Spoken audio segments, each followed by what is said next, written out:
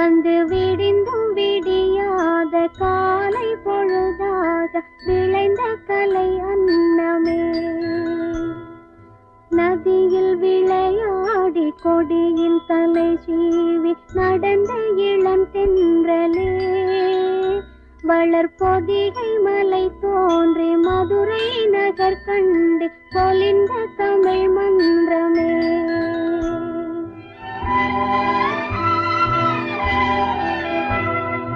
மலர்ந்து மலராத பாதி மலர் போல வளரும் விழி வண்ணமே.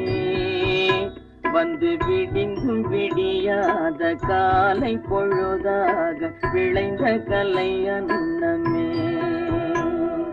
நதியில்